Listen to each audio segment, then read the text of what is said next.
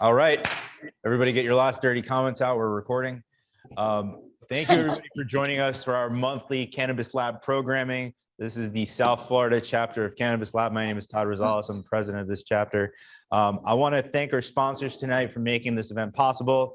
Of course, Akerman for hosting us on their lovely party porch here, available for weddings and bar mitzvahs.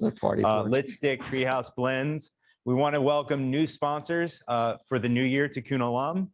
That's the Jewish New Year. The Cannabis Lab New Year is in January. And then First Citizens Bank. So tonight we have a great program. Oh yeah. I usually only stop for applause for myself, so I'm not used to that. Sorry.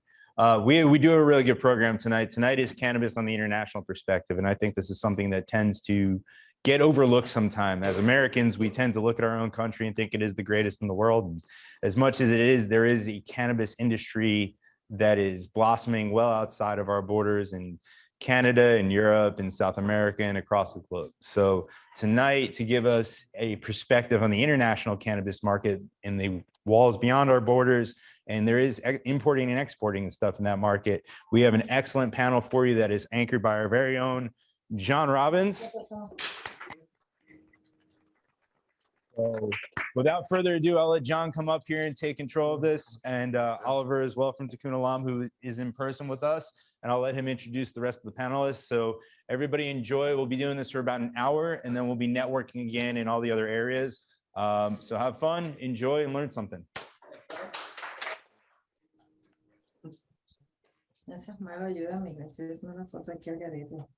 I'll give you your book. Hi, everybody. You did? By Heisman? Well, hi, everybody, and welcome. It's nice to have you. It's in fact a bigger crowd than I anticipated we'd get out here. And it is an interesting topic tonight because we don't typically get the opportunity to discuss global brands in the US because the industry is so siloed. And so while there are certainly plenty of multi-state operators, the global cannabis market is not something that we often get to discuss. And with the US market still trying to catch up in the midst of this economic instability, many are looking outside of the border for success stories. And while America leads the brand race, other nations have made up some ground in favorable laws, which we're going to talk about tonight. Open borders for cannabis commerce, for example, which would be very welcome here. So I welcome everybody to join us as we dig in. We have a fantastic panel tonight. I guess first I'll introduce Oliver because he's sitting next to me. Oliver Kruze is the VP of Strategy and Finance for Tikun Olam USA. Pretty much everybody in this room knows the brand and is familiar with it, sold at Vatican stores here in Florida. And Tikun Olam, the Israeli entity, became the world's first organization licensed by a national government to treat patients with medical cannabis back in 2017. I don't want to take all the time talking about the company, but let me introduce Oliver, and perhaps you could tell us a little bit about yourself and what you guys are doing here. I know you're here working here in the US, but obviously you are a partner or licensee of the Israeli company, and so you have lots of experience. And this panel is going to talk about Israel, Latin America, Europe. So why don't you give us a little bit of background? Yeah, sure. So yeah, I mean, in the US marketplace, we're really trying to commercialize a national brand on the heels of more than 15 years of research that was done in Israel. I think everyone, in the cannabis industry or not, can agree that we need to have more research done on this plant, both to understand the perceived or the potential benefits and also the potential side effects. And finally, in 2007, it was Israel granted to Tikun Olam Israel the world's first license to sell cannabis in a medical capacity. And so since 2007, Tikun Olam Israel has been keeping track of patient data records, performing over 12 clinical studies and trials on our strains, published over 20 peer-reviewed academic journal studies. And those 6 strains, which are the most researched strains in the world, to my knowledge at least, are the same 6 strains that we're commercializing here in the US. And with the ultimate goal of just reducing suffering for those people in need. And I know that there's millions of people out there who have symptoms that could be addressed by our strains. So my mission here in the US is to help spread this light, share this medicine with as many people in the US marketplace as possible. And share all the research, because just about Exactly. everything we see is coming out of Israel, right? Yeah. Another problem with the US is that for so many years, nobody's been able to really do any appreciable research. Let me introduce our next panelist, Noemi Mimi Perez. She goes by Mimi. She's the CEO of Greenbook Academy, operating in the Caribbean and Latin America. Mimi is also the president in Puerto Rico of Cannabis, the co-founder of CannaWorks Staffing, founding board member in Puerto Rico Cannabis Association, founder and board. What's that? Oh my God, all my titles. Keep going. I'm going to keep going. I'll tell you what, maybe why don't you finish and tell us also a little bit about Greenbook Academy. I've read about you guys. Obviously, the educational component is tremendous. Tell us a little bit about yourself and Greenbook. Okay. Well, I've always worked in the education part of the cannabis industry. I've always been in the ancillary business. We have offices here in Florida as Greenbook Academy. And then we have, we just launched our Latin American brand, which is Latam Cannabis. We deploy our model in Panama recently in September 1 and 2. We made it, we call it crossover. And we also hold schools and staffing services in Puerto Rico as well. So we've taken very serious that side of the business, the education part of the business. And with Greenbook Academy, what we propose is a short-term career on demand, online on demand in several languages as part of any roll-up of any new programs or continuous education for the current 400,000 people working in the industry in the US as well. We understand that this is it's the backbone of any industry, like any other industry. We follow a lot of the pharmaceutical protocols as well for all our curriculums, and here we are. We're doing our work. I mean, we're in fashion now because diversity and inclusion is in fashion. So now we are all of a sudden involved. But happy to be here with you guys tonight.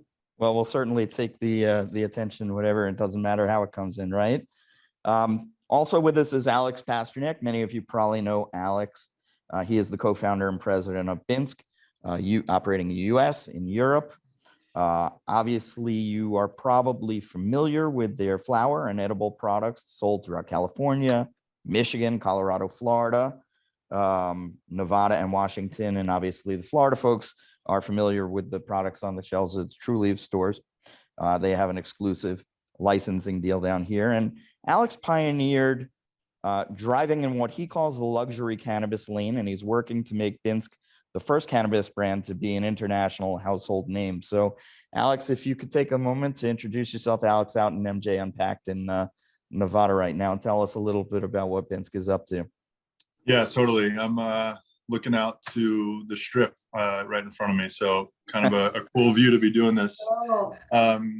But yeah, nice to meet everyone that I haven't met before, and happy to be here today. I am a co-founder and currently the president of Binske. I describe us to be really a MSB, not an MSO. We're a multi-state brand. We're actually not operating our brand in all these territories, like in Florida, obviously, with True Leaf. So back in 2015, 2016, when we created this company, the idea was, let's actually focus on the brand. Just because we're the brand, that doesn't mean we need to be the operator of the brand. And so we currently are live in 6 states, as you mentioned: Colorado, California, Nevada, Florida, Michigan, Washington. I'm actually personally moving from Los Angeles to New York in 10 days and spearheading the launch of the brand up in the Northeast as we look to turn on a couple other territories up there, including obviously New York, New Jersey, and some of the tri-state. And, you know, I really do believe we have one of the largest portfolios in the industry. Most brands do stick to one product category. We really wanted to go create this concept of every single product, from flower to pre-rolls to vapes to concentrates to resin to rosin to gummies to chocolates, right? Like, we have a true cannabis portfolio with different product categories leading revenue for us in different territories. And as you mentioned, we're we're going as fast as we possibly can on the race to get the brand into more states in the US, obviously, but we are also looking at some key international markets, and we will have a pretty big update next month about a project that we've been working on now for months in some of these key markets. And as you mentioned, the import-export capabilities that some of these additional markets bring allows us to believe that we really can go be that international household name brand like you were mentioning. So I'm happy to be here and excited to get into it tonight with you guys. Sure, and good luck in the tri-state area. We're looking forward to it. Not only is it a huge portfolio of brands, but if you go to the Binske website and you look at all of the stores that they're in, there are hundreds and hundreds of stores, and probably in California alone. So yeah, I think we're prolific.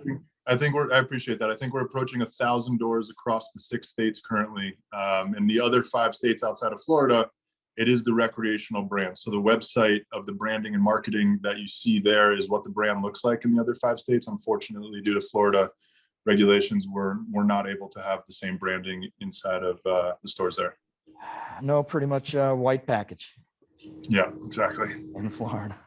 That could be the subject of another presentation. And last but not least, we have Nahum Felipe Ospina. He's the commercial director for Earth Healing in Colombia. Earth Healing is a Colombian-American company with more than 4 years of experience in the process of seed propagation, cultivation, production, and transformation of medical cannabis, which has the BPA GACP certifications granted by the Colombian Agricultural Institute and the Colombian Institute of Technical Standards and Certification. Earth Healing aims to be part of the world's leading companies in genetics with the highest quality standards, and they have a portfolio of seeds, CBD, CBG, THC, premium dried flower, and extracts. And welcome, Noemi, and I appreciate you being here. And it's sort of interesting because if you look at the makeup of the panel, we really kind of cover a wide variety of aspects of the industry, from genetics to education to branding. So please give us a little information about yourself and about the company, and tell us what you're up to. All right, perfect. Thank you for the introduction.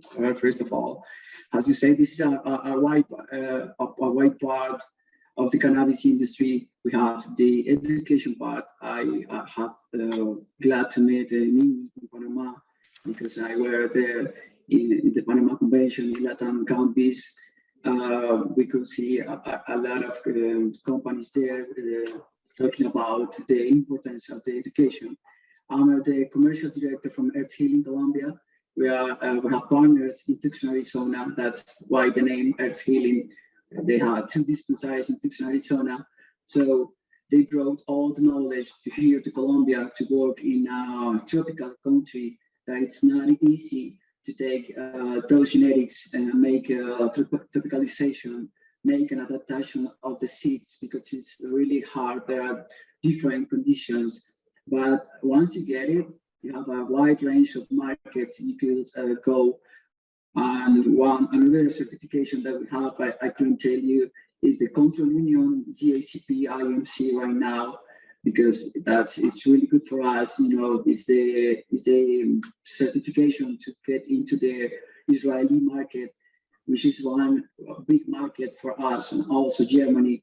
We've been focusing in dry flower, in premium dry flower, and seeds propagation, because as you know, maybe many companies are talking about the vertical integration, but we only wanted to make what we really want to do, what we really know to do, and that's cultivation. We wanted to specialize in cultivation. We didn't want to make extraction, because I know there are like different worlds, and what you know to do best. We know to cultivate, so that's what we do here in the mountains in Colombia. We have really good country with really good conditions. We have, the labor. It's not as expensive as US. So we have different conditions to grow a really world-class genetics, premium flower. So we have really good conditions to be a really big hub of cannabis here in Latin America, with our countries, neighbors like Panama and Ecuador also. So that's what we're doing right now. And we're looking for European markets, and US, when we're ready, we'll be there. Excellent, thank you, and welcome. Thank you. So I guess I'm going to kick it off with a question that I'm going to really direct to the entire panel, because I think it's, you guys each cover sort of different regions, and this may end up taking up the whole time, but and we'll start with Oliver because he was the one who actually came in person.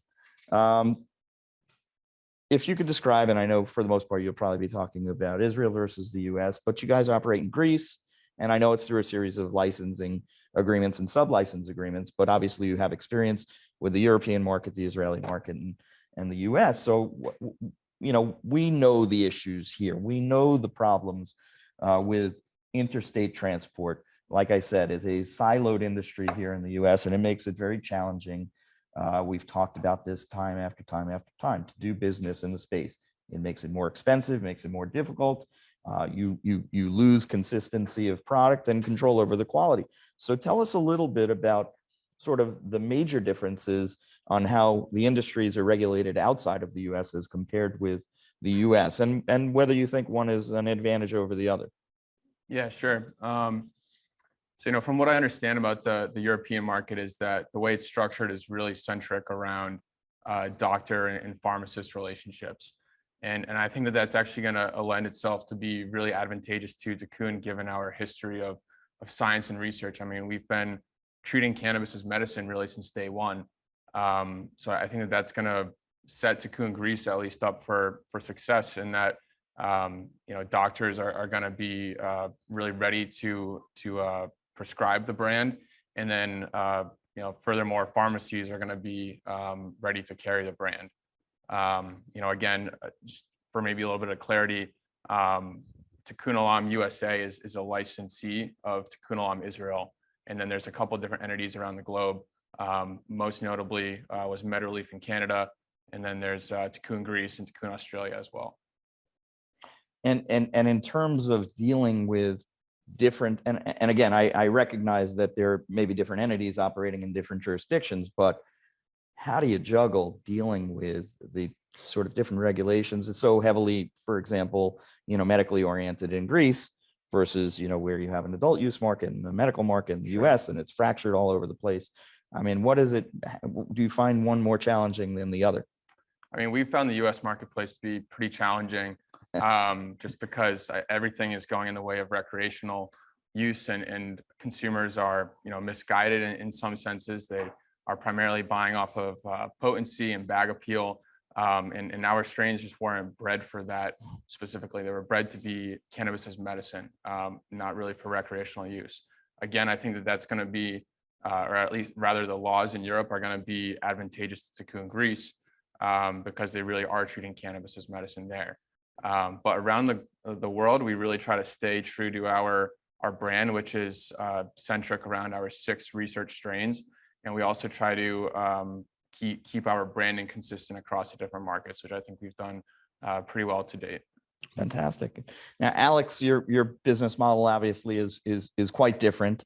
What other markets are you operating? A European market, I know, and explain to us the sort of differences in what you prefer, if you can, dealing with the U.S. market versus elsewhere, without giving away the secret announcement that's coming in a month.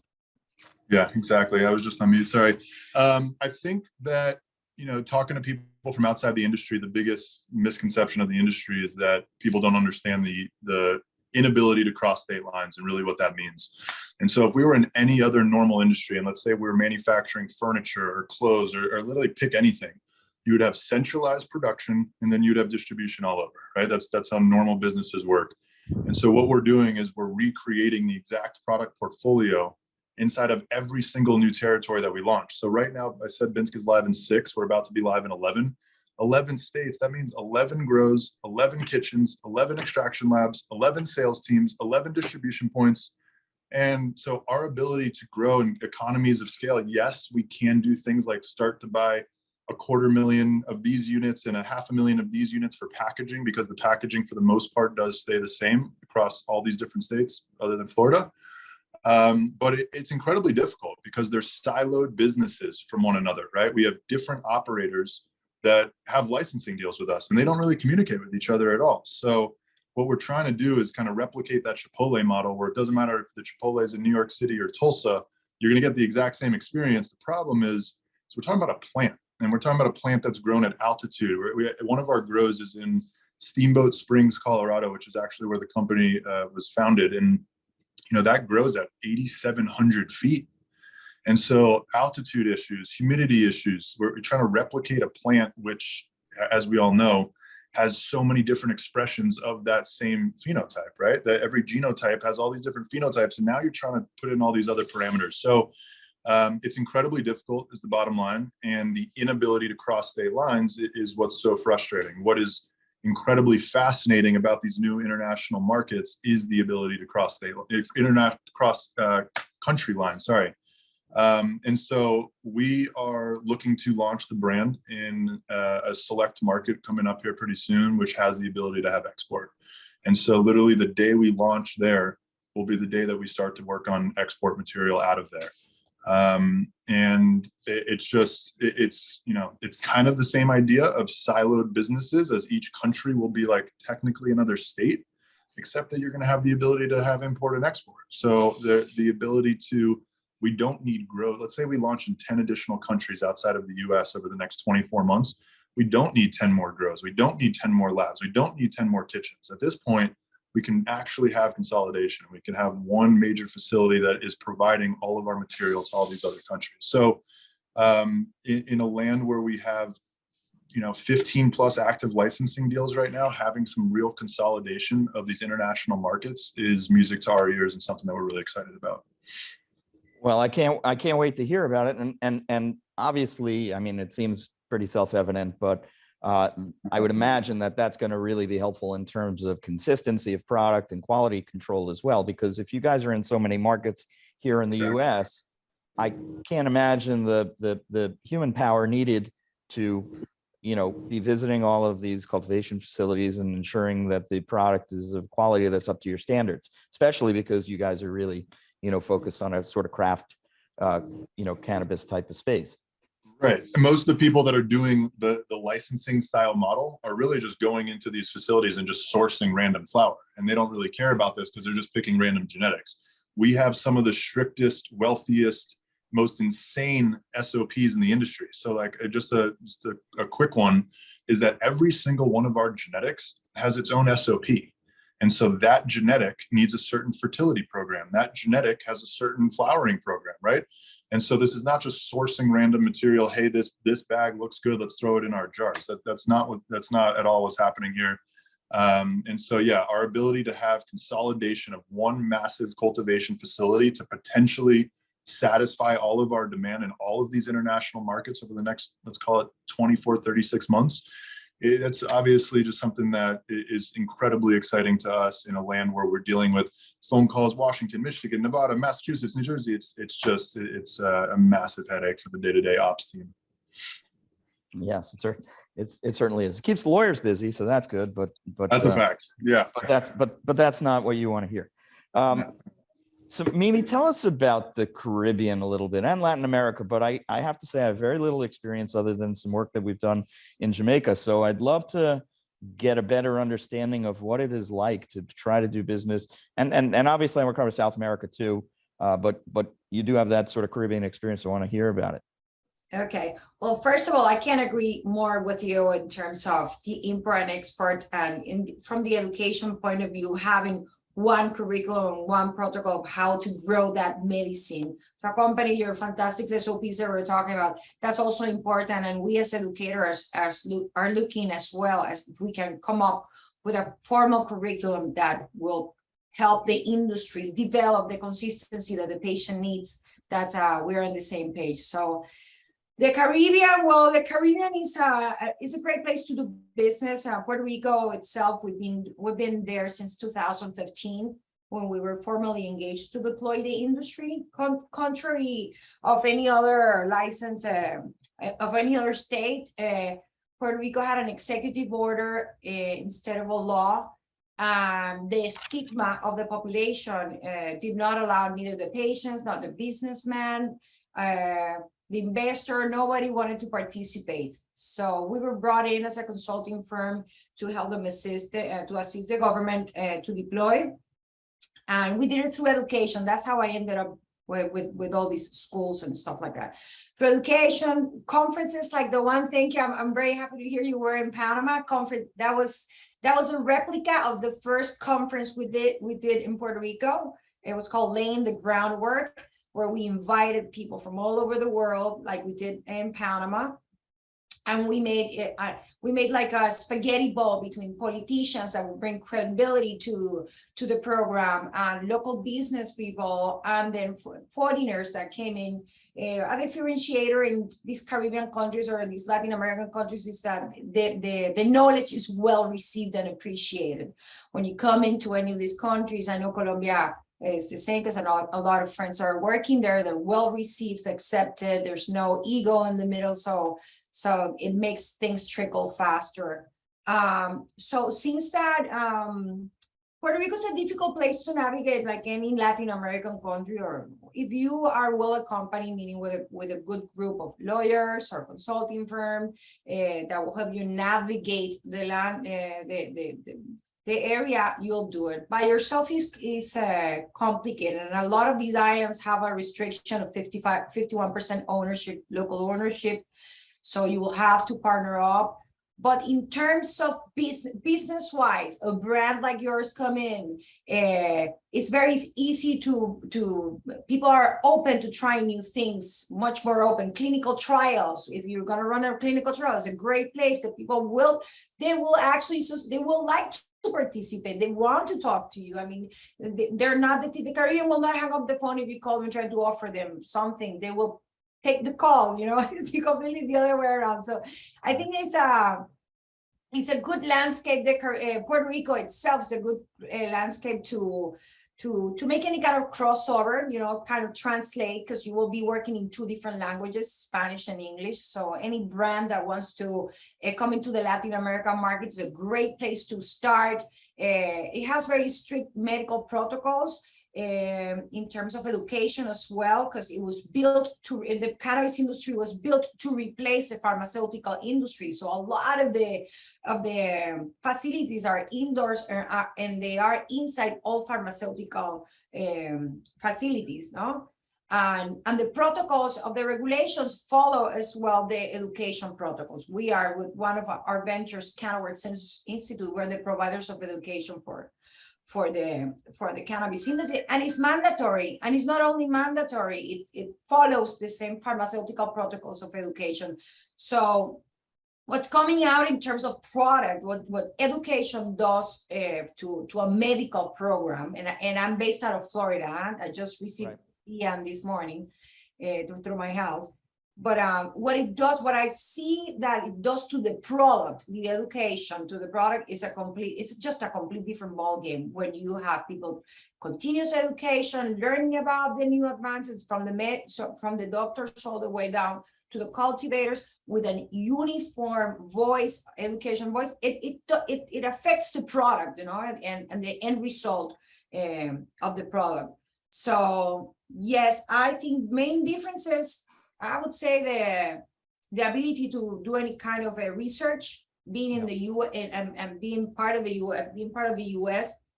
You are working with same protocols, pharmaceutical protocols for research. So I think that's one of our main advantages. Fantastic. And it seems like Puerto Rico must be such an interesting market because it is a U.S. territory, but yet Latin American and in the Caribbean. So you have sort of a confluence of everything there. And Nahum, tell us about Colombia, because again, I think that's a tremendously interesting market, because now you're talking about one that really is opening its borders to a plant that was very stigmatized for many, many years there. So tell us a little bit about doing business in Colombia versus the United States. Right. First of all, I had the pleasure to know me in Panama with this event. And what happens there is we have the fortune that by the event it was the legalization of the regulation of Panama. Do you remember that? It was 2 September, I think so, in Panama, that they released the regulation in Panama to trade or to cultivate cannabis there. But in Colombia, the legislation it was made, I think that almost only for exports. because to develop a local market, you need education, as you all been saying. You need too much education for whatever the product could be. It doesn't matter if it is cosmetic, it is pharmaceutical, or it is edible products. We cannot make edibles here. We cannot produce edibles to people. So that's an advantage you have in the US. You have right now, because you can trade all of those kind of products. But the legislation here is made to make a good production, because they allow us to produce everything that we want, preparation of seeds, planning, making, and all the organization of the strains. For example, we can make any strains we want here, and we could register. And we have the advantage that we are almost, I think, there are only 5 countries in all the world that gives a phytosanitary certificate for the seeds at the moment of the export. And it's a country to trade really easy with other countries. And I think the legislation, they were looking that when they made it, only to make an effort on exports, because as you know, Colombia, it's been an agricultural historic country for raw material, for another products like coffee, grain, something like that, made agriculture, flowers. We have all the experience in flowers. So other people in Antioquia, for example, there is the zone that there is the part of the country that they most know about flowers. They were the first of making a good production and a good results. For example, the potency, you were talking about that, Alex, the different expressions, for example, of the same genetics all over the country. It varies a lot, because each phenol has a lot of expressions in each zone of the country, and that's what happened here. Because the same of the north of the country that is really dry, it doesn't happen the same, for example, in the middle of the country that have like really high levels in humidity. Yeah, it's a tropical zone, really hard to handle. But the advantage that we have is that the sun, for example, we don't need the additional light at night. We could cultivate outside without any problems. Different pests, but it's a biological control, for example. And our experience in, for example, it's been like we grow in greenhouses in Valley. It's the southwest of the country, and we've been preparing all the certifications, and that's something that makes us different, because not all the countries and not all the companies in the cannabis industry are thinking about this, and this is really important for all the industry, that you need to be certified for bringing a quality to the countries and to the final customers. As you know, Europe, for example, the European market is really difficult because they need and they ask for certifications right now. What happened at the first time here, when we opened the market to the cannabis industry, there were a lot of US companies bringing and importing raw material, isolate, distillates, some final products they were bringing here, because they thought with that material they were making opening of the market. But what happened if you are not selling those products here, because there is not a local market? You need to educate people first how it works, how the cannabis controls the body, all about the endocannabinoid system, and it's like start from the bottom really here. So what happened? Colombia is specializing in seeds on dry flower, because we are good cultivation and certifications all over the world. It happens, for example, the GACP certification for cultivation. It's really hard to get here in Colombia. There are a few companies that have it here, and we are one of those companies. And not even talking about the Kruze, that is one of the most critical certifications, the country medical standard all over the world. And the companies are not talking about that. Yeah, many companies have SOPs writing, and they are really strict SOPs. But what happens when the quality is not reflected in the final product? That's when you need to talk about the quality. it's not on the papers. It's part of the quality, but quality is on the final product and the benefits for the customers. Yeah, and that's why Colombia, it's making it right. It's making it in a good way. It's a good country to make a business. We have many facilities. We don't have taxes for cannabis, for example. Right now, they are thinking about that with the new government, but the legislation is make here, I think, the most for exports. And we are looking, for example, when US be federal legal, it would be a good partner for example, because now in that moment, it really changed the market. You got a federal legal. So we are waiting for that time, but by now we are concentrating on cultivation with certifications and world-class genetics, how I told you. That's interesting. Sounds like the regulatory hurdles in Colombia make the US seem relatively simple and straightforward. Yeah. I want to talk about branding for a moment, and I think perhaps this is directed towards Alex and Oliver. It seems to me in other spaces, automobiles, music, what have you, the US branding is so attractive to other markets, to European markets, Asian markets, South America, or Latin America, and the Caribbean. Do you anticipate, and Alex, you'll learn quickly, and obviously you guys are operating all over the place, but do you anticipate that branding will be as sort of critical and influential in European markets, for example, or Latin American markets versus the US? And then I'm also curious about sort of the attitude towards US brands, if there's any excitement around that. Yeah, I mean, I think as a whole, you travel around the world and you just see American brands in these countries all over the world. And very rarely do you talk about a brand like, I was talking to a Canadian recently, we were talking about what brands from Canada actually made it into the US. And they're like celebrating the handful of brands that made it from Canada into the US, because there's literally only a handful. Obviously, like Lululemon is probably the biggest one, right? And so for us to be able to single out the one major brand from Canada that recently made a big splash in the US, it just shows you that the US is really where the source of all of this action is and all the branding is. And I was in Germany recently at the international ICBC, and then toured some grows in the area in the European continent. And it seems like every single cultivation guy, the guy, is from California or from Colorado. And so all of these places, you know what you don't know, and you know what you know.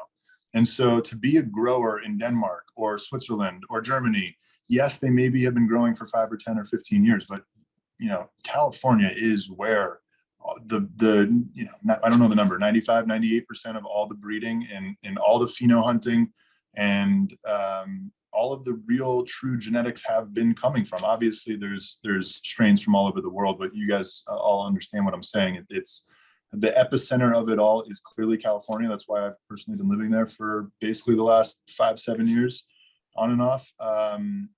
And so, yeah, I do believe that the rest of the world is hungry for the US brands in particular. And it's the same reason, the reason that our licensing deals are so attractive to the operators is because they're able to benefit from what we've been building for all these years, right? So the pitch to an operator in Missouri is, instead of going to start from scratch, you're able to get a turnkey brand that's live in all of these states and all of these markets and all these stores, and all of that demand that we've been building, we're bringing to you on a silver platter, right? You're going to benefit from this demand. And so the value of the US brands, I think, will continue to skyrocket into these international markets. What the other piece of it all is, where is and who is and what country is going to end up being the ones that are able to grow the cheapest cost of cannabis.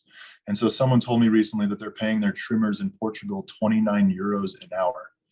And just in perspective, I and Felipe, you probably can correct me if this is correct, but someone told me recently that that same salary in a place like Colombia is $8,200 for the yearly salary. So if you're talking about a pound of cannabis that you need to trim with 29 euro an hour workers in Portugal versus $8,200 salary in Colombia, obviously there's going to end up being consolidation to one or a handful of major markets. And that's the reason, right, that a lot of these commodities are not grown all over the world. They end up, centralized in certain locations. And so I think it's going to be really interesting to see who ends up and what country ends up being able to produce the cheapest cost of cannabis. Right now, the only reason that Portugal grow is even relevant is because until the import-export material is readily available, they need the material in a place like Portugal. And so obviously putting facilities in New York or major metropolitan cities makes no sense, right? It should be in the middle of North Dakota, South Dakota, the middle of nowhere, potentially in a place like Colombia, where we know that, you look at the flower business in Colombia and it's like something like 80% of all US fresh cut flowers come from Colombia. It's the same thing. This is another flower, right? This is we buy what we call this product flower for a reason. It is a budding flower. And so I just look at these markets and you look at other industries and you just realize that this is going to have to start to fine tune itself a little bit. There's no way at the end of the day with import, export, intercontinental, intercountry ability to transfer product, there's no way every single country is going to be growing and selling product. No one cares, right? Yes, a wine from Napa means a lot. And yes, you can argue that Oregon and France and Italy and all these other wine countries have a name, obviously. But then when you hear about a vineyard in New York or a vineyard in these random other, does that really actually mean anything? And so to say this flower is grown in Portugal, this flower is grown in Denmark, does that really actually carry any merit? And does it actually have value? Or is it the customer looking for, hey, I have $20 in my hand. What is the most fire flower that I can buy with the $20 bill? And we all know the answer to this. So I think brands is everything. And that's why we are so bullish on our brands. We are in the process of doing additional acquisitions. Next week at Hall of Flowers, which is a trade show up in NorCal, we're actually launching our second brand. Happy to even just for 30 seconds tell you guys about this, but one of the largest still operating legacy brands that's been around for 10 plus years in only the legacy markets was an acquisition that we made about 6-7 months ago. And next week at Hall of Flowers, we debut the brand in the first ever time in the recreational markets. And so the brand is called Oni Seed Co. Oni is the group that created Tropicana Cookies, Tropicana Punch, Papaya, Wilson Zero, Zahidi. I see you guys shaking your heads because we all know Oni and they've been around forever, especially the cultivators and breeders and genetic guys. Everyone knows Oni. And so to be able to bring the Oni brand into the recreational market at an event like Hall of Flowers next week in Santa Rosa, it's really the coming together of legacy to new age markets. I hate to use black, white, but you guys are understanding what I'm saying. We're bridging the gap. For the most part, you're either corporate cannabis or your culture. No one is really both. And what we're in the midst of is being the first real hybrid company that is the perfect combination of corporate and the C-suite. And we have a crazy impressive, insanely impressive C-suite that I'd love to talk to you guys about at a different time. And then separate from that, this is like arguably the most cultural play that we could possibly do, bringing in guys that all have 25, 26, 27 years of cannabis experience respectively. It's like, Colorado went legal 10 years ago. So to say I've been in the cannabis industry for 27 years is kind of a crazy comment. Like Binske is 7 years old, and I'm proudly saying that I've been in the industry for 7 years when the industry is technically 10 years old. These guys are saying I've been in the industry for 27 years. And so the idea of real culture meeting corporate is something that we're incredibly excited about, and it's all kind of coming to a head next week. That is exciting, and good luck with Oni. I see Rosales is already making his reservation for Hall of Flowers. And a very interesting, perspective, because look at companies like Colombia really setting themselves for export for a reason, exactly like you just, articulated. Exciting stuff. Congrats. Oliver, I know that, you guys approach it from a sort of different philosophy. It's not a branding sort of play as much as you guys are focused on research and medicine, but obviously this is a name that carries weight. It's a reason that you have a licensing deal here in Florida and that your products are very popular here, in addition to the quality of the products. So what are your thoughts about other markets from a branding perspective? And is that something that you even focus on? Yeah, I mean, it's something that we absolutely focus on. We at our core, we are building a national brand. It's actually a global brand when you take into consideration the other countries that carry the Tikun name. And I mean, it's really a tremendous story. I mean, Tikun Olam started off as a nonprofit, really at its core, just trying to help as many people who were in need, who were suffering. And mind you, they did that for free in the beginning, before cannabis was legal back in 2005. And for 2 years, in direct opposition to the Israeli government, we were literally giving cannabis away for free to primarily veterans in the IDF and really elderly sick people. So you have to love the story, and that's really what we're trying to brand here in the U.S. And I agree with everything that Alex said. It's really hard to build a cohesive brand, especially in the U.S., where you have essentially 50 different countries operating in the U.S. marketplace. Every single country has its own wacky laws. I mean, no other being as wacky as Florida, where 2 years ago, all of our beautiful packaging had to be replaced with this really ugly, just white and black, size 12 Times New Roman font on the side. It's really hard to navigate those different dynamics just in the US. And then when you bring in an international component to all of this, I think it's going to be really interesting to see how it all plays out, because obviously each country and territory is going to have its own rules and regulations, and keeping true to our brand and our story and our packaging especially, it's going to be really important, and something that is going to be tricky. Yeah, Florida's packaging. Who are they kidding? It sucks. Who are we kidding? We're obviously moving towards 8 o'clock, and I want to save a couple minutes for questions. So I'm going to skip a lot of the questions that I had, and just ask you guys, and I'll throw it out to all of you. Maybe we could hear from Mimi and Felipe. What are your predictions for the future? What are going to be the next hot markets? What are going to be the markets that you don't see anything? For example, Asia, we really see very little. I don't hold a lot of optimism for anything in the very near future. What's going to be hot? What's going to be not outside of the U.S.?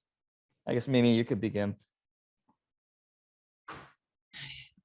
In terms of products, or in terms of markets? Well, I meant in terms of the markets. Where do you see the next, the next Canada, for example, either Europe or any other Caribbean or Latin American market, South America? What do you see on the horizon?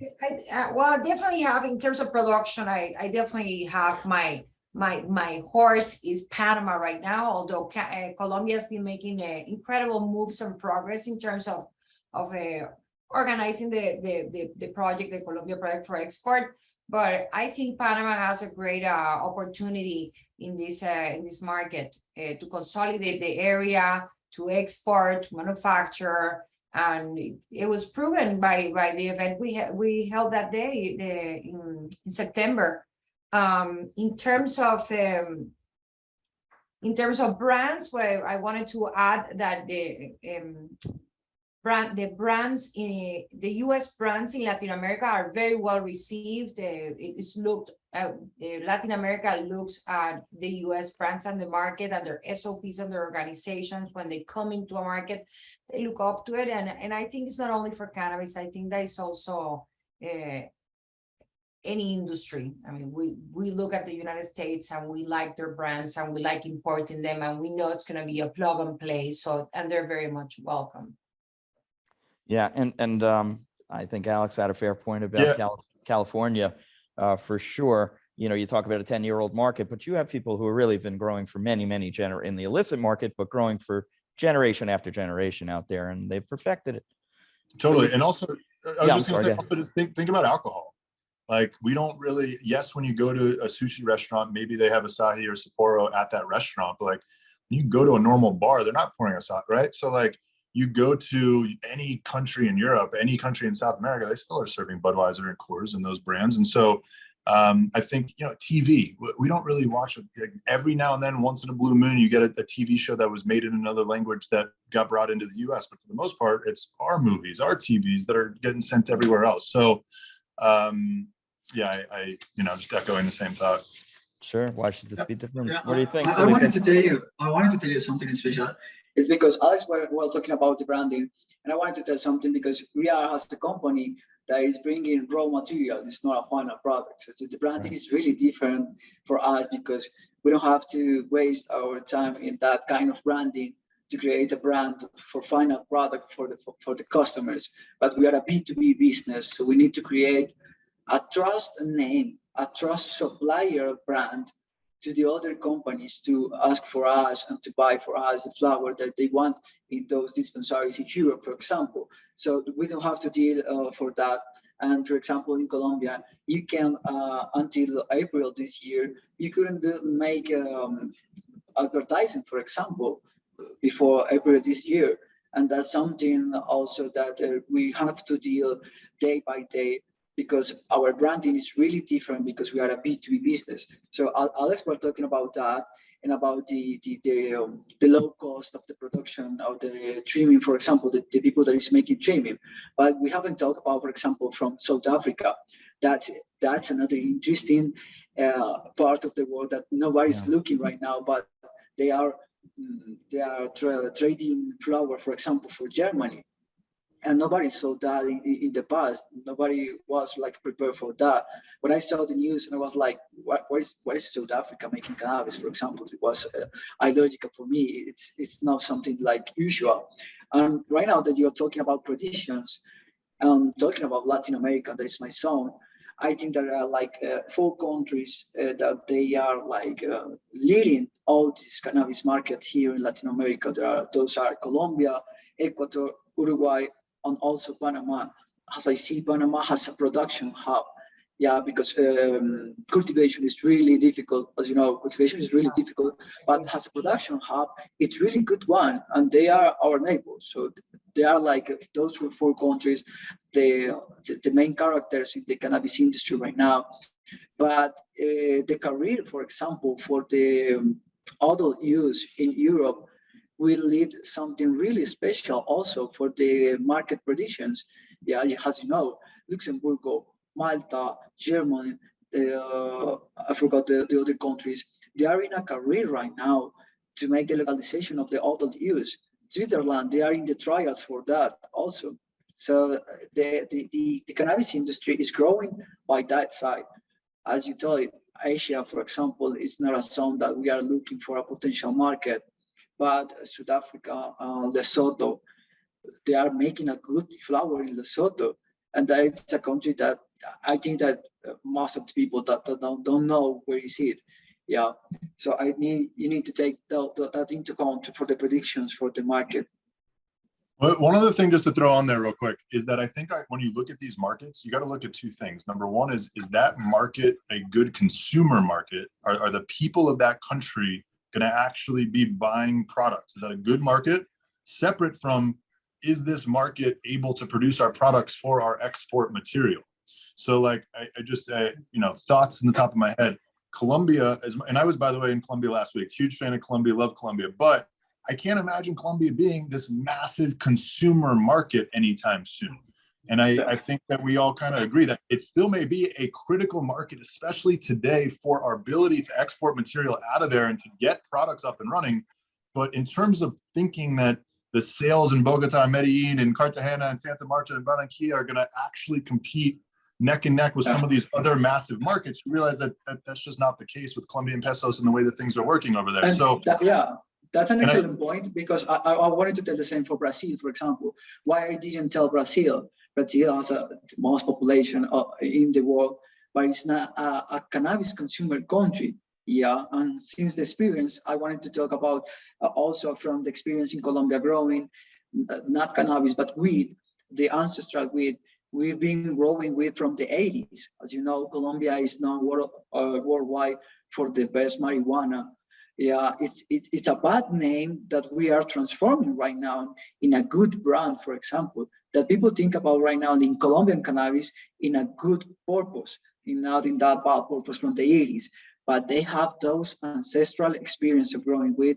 And I think that it's a good point also to take into account for Colombia, just for the production. As you said, we are not consumers, and Medellin, Cali, Bogota, they are not buying not even half on a part of, I don't know, other countries like Switzerland or Germany. We are not consumers that much, yeah, but we are really good producers. So it's a good point of view. Sure. And Colombia has done a very nice job of chipping away at the stigma that's just existed for so long there. Exactly. Let's open it up if we have a couple minutes, if anybody has any questions. Oh, on my phone? Okay. You know, I don't know how to use a phone, Rob. Give me a minute, everybody. Pictures of my dog. Hold on a sec. Sorry. Okay. Okay. All right. What are the biggest challenges with importing and exporting that need to be solved to streamline the process? I think we talked about that a little bit. And how are the buyers and sellers finding each other between countries? Well, you know, there are a lot of platforms out there. It's not like 40 years ago where there's no internet, but that is an interesting question about hooking up buyers and sellers, particularly for export type countries. Anybody who wants to jump in? Yeah, I wanted to answer that second question because as commercial director, it's not easy. It's not easy. As you said, there are many platforms, yeah, but it's not easy to break the ice, as we say, because we are in other countries. They are looking into Colombia to look for cheaper product, not too much quality, and we are trying to bring a really good quality, a high quality, a premium dried flower, for example. To get to those customers, for example, in my case, that is B2B, it's really difficult because you need to get those decision managers that are taking right now, for example, in the fairs, as you said, in La ECBC. I've been in ECBC in Spain and in Barcelona, and you need to go to those decision makers, and it's not easy for that. And after that, after you get, for example, 2-3 customers, potential customers, you need to break the legal barriers. That is something additional that you need to solve in your country and in the country you are going to. For example, because I'm not making nothing if I have all the documents in Colombia. That's really difficult. It's not easy in Colombia to get the documents for the exports. And after that, I'm going to say, so I say to the customer, hey, I have everything ready. He says me, do you have the import permit, or do you have these, I don't know, the potency results need to have the minimum quantity of the quantification, for example, so something like that. Right. So there are specific requirements in the countries, and there are specific requirements by company that you need to fulfill to get that market. And that's not easy. I think that's a barrier that you need to break at the beginning. Excellent. Not really too many questions, a couple of comments. Emerald Triangle is going to dominate. Agree, Oliver. Florida packaging is whack. Florida packaging is really retail, exterior, and social media. In any event, let me thank this panel. Here, one more. Oh, I'm sorry. Go. So I'd love to know what Alex and Oliver. what they see as necessary to start facilitating that low-cost acquisition. So our farmers industry too is the one that's which is great. Being able to export a little bit. We also see a lot of the consumer brands building facilities because they're used to that process of building a facility from sale. What do you see, or what do you feel needs to happen in order to break that, start buying in bulk from whether it's Colombia or I couldn't really. I actually would need you guys to repeat the question. I was unfortunately not. Yeah, I don't know. It was a long question. I had a hard time hearing it though. Shorten the question. What needs to happen for brands to start buying from large scale operations versus building their full facility structure like they are in the States? Fair question. Yeah, I mean, we've operated by a similar model. I think the same model as Alex and Binske, where we do sub-licensing arrangements.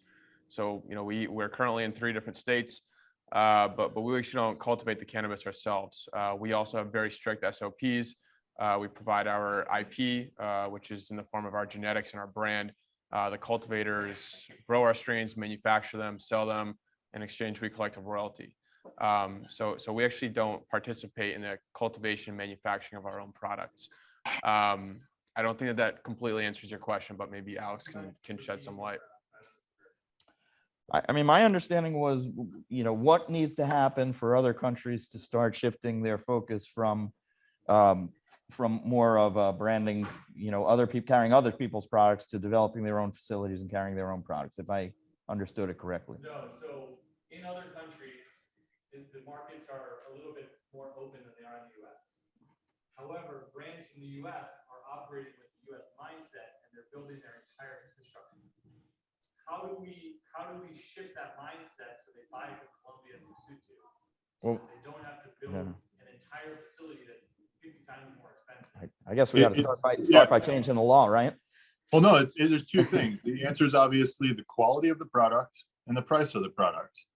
And as soon as another offering comes, right, like South Africa is attractive right now because they're able to produce cannabis at such a low cost. The problem is that the quality of the material coming out of South Africa doesn't compete with Canada. Canada is producing higher quality product. And so it's a direct function of literally price point and quality. The part that you mentioned earlier about the international markets being a little bit more open, I don't know who asked the question and where you live, but if you think about it, Florida is really the only market that doesn't have wholesale. So as someone that's operating in all these other states, we do so much, open market transactions, from buying fresh frozen, selling fresh frozen, buying wholesale distillate. Like we actually do a ton in the marketplace that is not just like, within our vertically integrated company like a True Leaf in Florida. And so I also don't know if that answers your exact question, but that's, I think, where I'm at on it. No, that was great. Thank you. Yeah. And again, I think it's a function of where your jurisdiction is. Like you said, Florida is fully vertically integrated and they mean it when they say it. And so, wholesaling is just not an option, and except in very extreme circumstances. Any other questions before you guys get a drink?